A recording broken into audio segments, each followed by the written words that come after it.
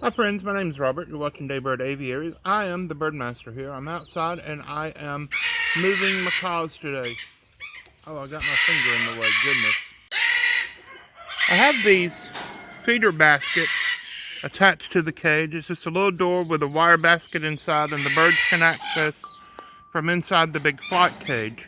I'm taking these off because they are on the long side of the cage, and I'm actually going to put them on the end of the cage for better access for me.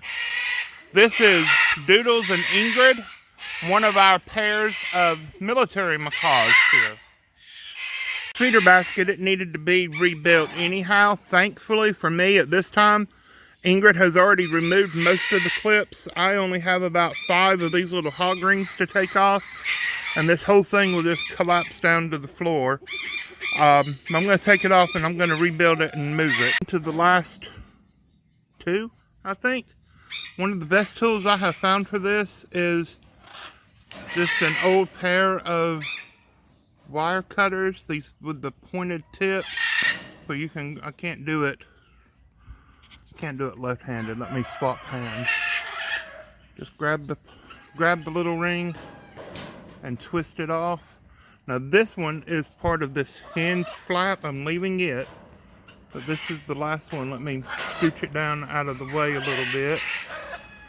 Just grab hold and twist, and it didn't fall. There's more on here than I thought there was. Hallelujah. Let's see. There it goes. You can see the pair of green wings in the back. People say, aren't you scaring the birds by working around them like this? Not these macaws, not at all, no way. They are big, giant, fearless birds. You know, they stay out of the way, but they're very inquisitive. They want to know what's happening. So they come right up to me and talk to me while I'm doing this and tell me what I'm doing wrong and try to bite my fingers off, that sort of thing. Well, I got that done. Now I have to clip this down because you can see it's just an open hole. So let me get that taken care of. So the macaws, they used to be under what was basically a big army tent. And I'm bringing them into the building permanently now. That's a hybrid pair, another pair of militaries, and then our 2 pairs of scarlets. So what happened is, it's loud, I know. These cages out here were inside this building, and I've taken them out. I'm no longer needing them. Now I'm bringing the macaws inside. It's a mess, I know. Please forgive me. This is a construction zone right now. But the macaws, they're going to be half inside and half outside their cages so they can come in and out. Aren't they glorious? Okay, we have this big cage down on the ground. Now I just have to pull it into the building. And as always, that's a whole bunch of fun. The cage weighs about 300 pounds and it has 2 finger, knuckle, cracking, biting, pinching dinosaur birds inside of it.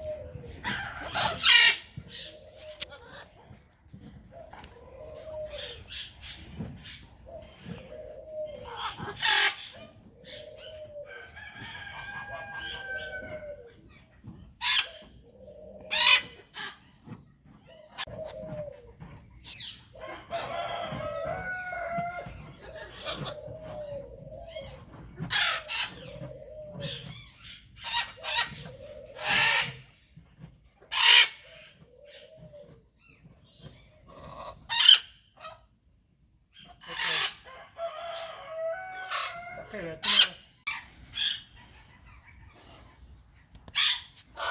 Buster Dog and Little Red are out here picking up corn.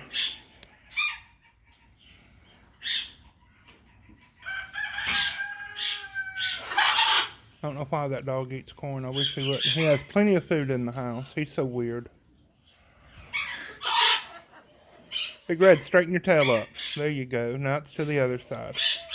You don't know which side you want to be on, do you? Okay, this move is going to make it so that I don't have to use these ugly blue tarps. And that will make me very, very happy. This is a permanent solution to a big problem that I've had. There are all the Muscovies. Do you see them? She has 5 babies that are almost grown. I'm thinking they may go live at Wholesome Roots Farm.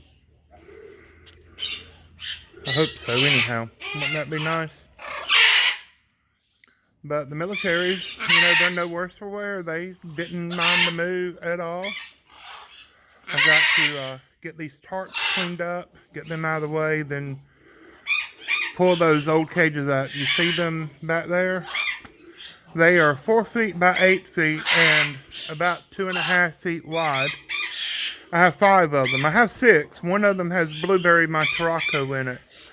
I'm not sure what I'm going to do with them. I don't need them for parrots anymore. I'm thinking of, well, I can either sell them or I can take them apart and disassemble them and reuse the wire for other projects, or I can just lay them down on their side, the 4-foot by 8-foot side on the ground, and use them as chicken tractors. Tell me what you think I should do. Chicken tractors, disassemble and reuse, or try to sell them. I may try to sell them first, basically because I could use the cash right now. And if they don't sell within a reasonable amount of time, once I get all the other projects caught up, I may try to do something else with them.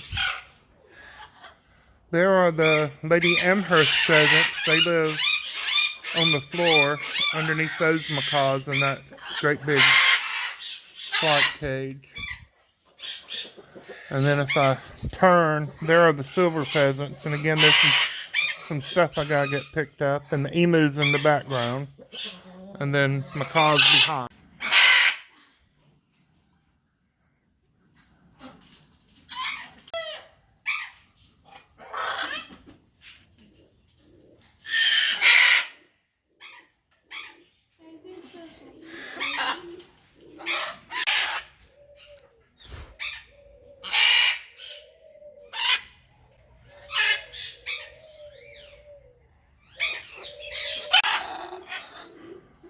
So I've picked the front end of the cage up, stacked it up on milk crates, and now I'm putting the legs on. The legs are simply fence post, chain link fence post, or galvanized tubing pipe. They're cut to 5-foot length, roughly. I didn't cut them; these are second hand. And I'm attaching them to the cage with stainless steel pipe clamps that just bolt down tight with a hex driver on my drill. That's what Catherine's digging through the bucket now to reuse. That one's broken. Yeah, well, we'll throw that one away.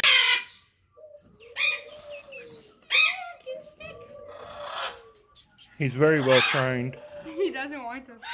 He doesn't want to stick. He doesn't want to. Don't record me. My house a mess. Your hair's always a mess. You're still beautiful.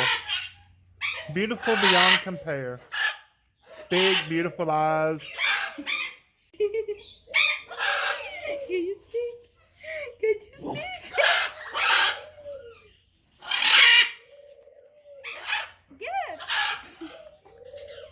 Can you stick? What are you gonna do?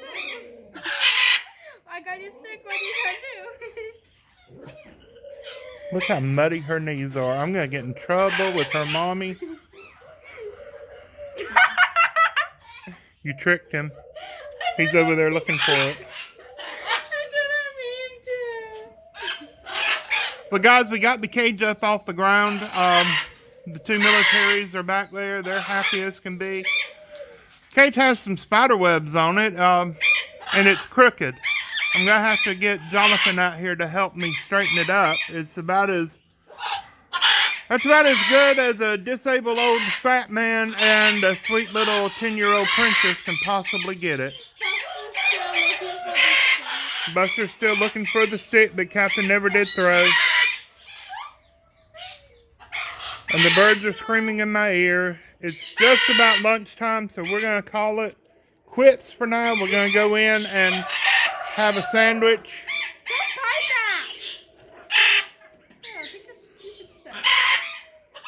But you can see all the way through there, we have Vasa parrots and little cockatoos and Amazons and eclectus and African greys and ringnecks and lorikeets and all kinds of conures. And we got big red macaws and big green macaws and big blue macaws and Patagonian conures and all kinds of pheasants and a very hungry Catherine and a silly little dog. So friends, thank you so much for watching. I really do appreciate your support. We love you. God bless you. Bye-bye.